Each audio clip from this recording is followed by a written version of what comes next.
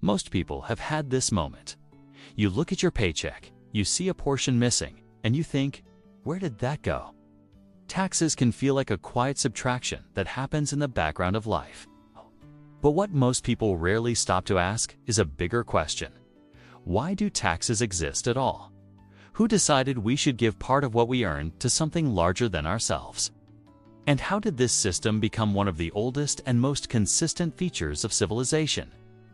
To understand why we pay taxes, you have to go back to a time before money even existed. Early human communities were small. If a group needed shelter, protection, or food storage, everyone contributed directly. You hunted, you gathered, you helped build. Your tax was your labor. But as societies grew larger and more complex, direct contribution stopped being practical. Not everyone could build walls or patrol borders. Instead, people began contributing goods or resources that could be pooled together and used for the benefit of the whole. One of the earliest recorded tax systems appears in ancient Mesopotamia around 5,000 years ago. People paid taxes in grain, livestock, or labor. Farmers might hand over a portion of their harvest. Builders might work on public projects for a set number of days each year. It was not called income tax, but the principle was familiar. A central authority collected resources in order to build irrigation systems, maintain roads, and defend the city. Without shared contributions, large cities simply could not function. Ancient Egypt operated in a similar way. The Nile flooded predictably, creating fertile farmland. The government tracked harvests carefully and collected a portion as tax. Those resources funded massive construction projects like temples and pyramids. It also supported administrators, soldiers, and scribes. In a way, taxes were the engine that allowed Egypt to become a highly organized civilization rather than a scattered collection of villages. Ancient Rome refined taxation even further. As the Roman Republic expanded, it needed to fund roads, aqueducts, armies, and public buildings. Roman citizens paid various forms of taxes, including property taxes and customs duties. In conquered territories, tribute was often required. This revenue funded infrastructure that made travel and trade easier across vast distances. Roads connected cities. Aqueducts delivered clean water. Public baths and markets became common spaces. Taxes, while rarely popular, helped maintain the structure of daily life. If you step back, a pattern becomes clear. As societies grow, they require shared systems. Shared systems require resources, and collecting those resources in an organized way becomes taxation. During the Middle Ages in Europe, taxation often looked very different. Instead of structured national systems, taxes were frequently tied to feudal obligations. Peasants might give a portion of crops to a local lord in exchange for protection. Kings collected funds to maintain armies or build fortifications. Taxes were sometimes unpredictable and uneven. They could be temporary or tied to specific events, such as wars or royal ceremonies. Over time, as nations became more centralized, taxation systems became more standardized. Governments needed stable, reliable revenue to function year after year. This led to more organized methods of collecting funds, recording payments, and enforcing rules. As commerce expanded and money replaced barter, tax systems evolved alongside it. The idea of income tax, meaning a percentage of earnings, is relatively modern. Many countries introduced formal income taxes in the 19th and early 20th centuries. These were often tied to national emergencies such as wars.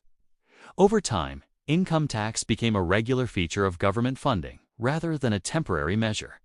But here is the key question. What exactly are taxes paying for?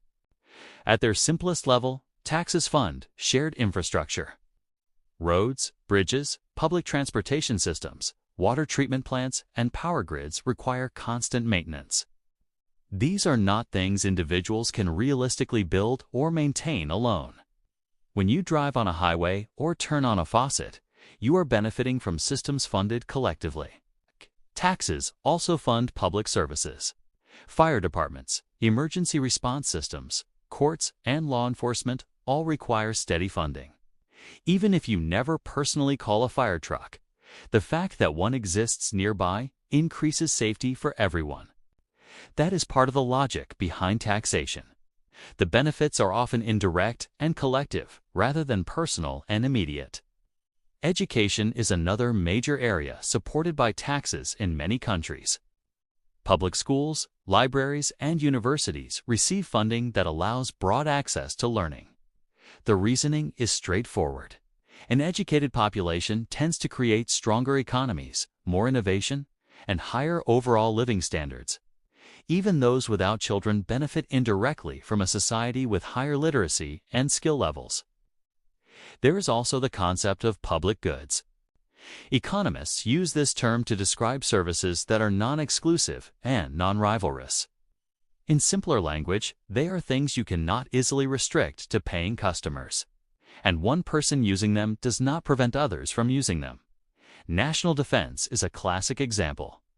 Once a country is defended, everyone within its borders benefits. You cannot easily provide defense only to specific households. Taxes also help stabilize economies.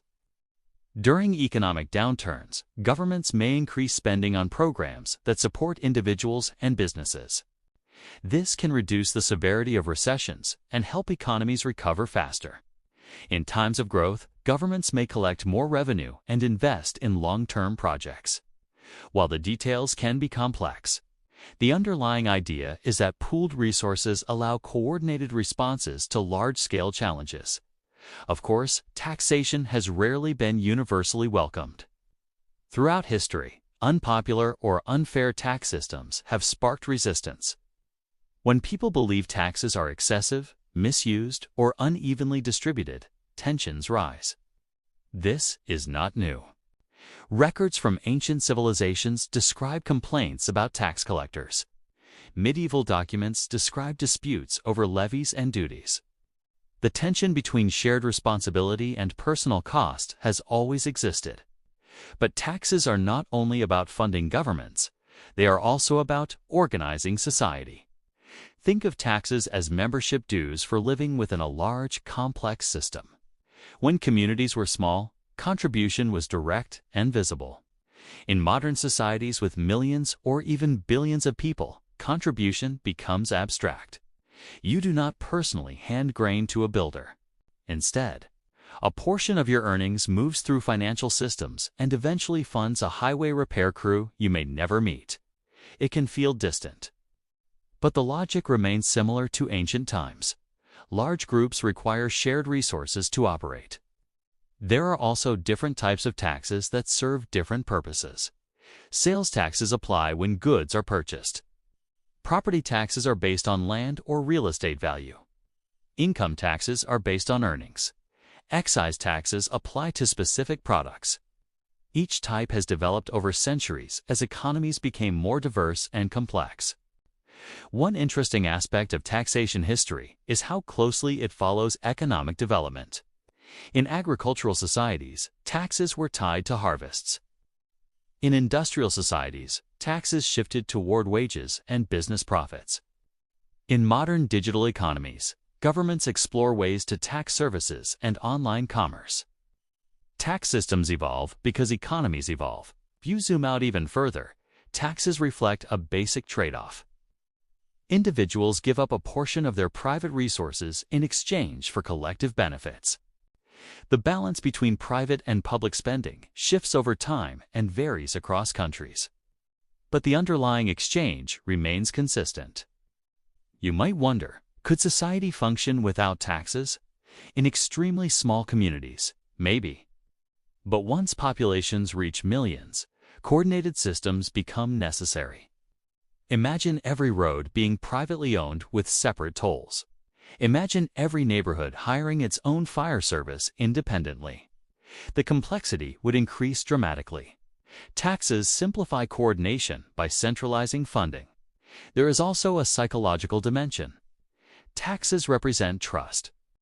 When people pay taxes, they are trusting that institutions will use those funds effectively. When trust is high, compliance tends to be higher. When trust erodes, disputes increase. Throughout history, successful civilizations often built administrative systems that were transparent and structured enough to maintain confidence. Interestingly, many early tax systems were not monetary at all. Labor taxes were common. In some regions, citizens were required to contribute days of work each year for public projects. This system was known in various forms across the world. In a way, modern taxes are simply a monetary version of that ancient principle. Instead of donating days of physical labor, people contribute financial resources that fund professionals who perform those tasks. As societies grew more democratic, taxation became tied to representation and participation. The idea developed that those contributing resources should have a voice in how they are used. This connection between contribution and governance shaped modern systems significantly. Yet, even without diving into governance details, one reality remains clear. Every functioning large society in history has relied on some form of taxation. From ancient city-states to modern nations, shared funding has been necessary for shared systems. Next time you see taxes deducted from your paycheck, it may still feel inconvenient. That reaction is human.